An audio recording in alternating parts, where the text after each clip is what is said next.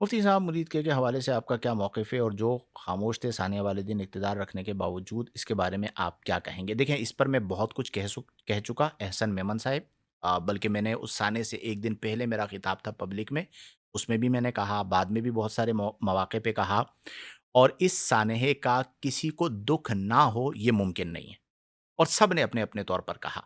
इस चीज़ को लेकर ये जो हमारे यहाँ बाज़ लोग आपस में शुरू हो गए हैं, इस चीज़ को ख़त्म करना होगा, इसका नुकसान हम ही को है।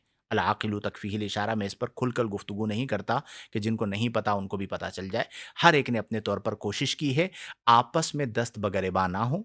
ज़रूरी नहीं है कि कोई आपके, मेरी मुराद सिर्फ़ आप नहीं हैं जिन्होंने सवाल किया है, क्या नाम था इनका?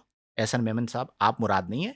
मुराद ये है कि जो कहता है, तनकीद करता है, एतराज़ करता है, बदकलामी करता है, तो आपके मुताबिक कोई आवाज़ उठाए, ये ज़रूरी नहीं होता। लेकिन कोशिश हमारे उलमा ने बहुत ज़्यादा की है, तकरीबन उलमा ने की है, दिल भी जलाते रहे, परेशानियाँ भी रहीं, और अल्हम्दुलिल्लाह इंशाअल्लाह बेहतरी आ जाएगी। आपस में दस्त बगरेबा होने की और लड़ने की ज़रूरत नहीं है। और मेरा मौक़िफ़ मैंने आपको बता दिया कि ज़ुल्म अज़ीम हुआ है, इसको किसी सूरत जो है वो इसकी तारीफ़ व तहसीन नहीं की जा सकती।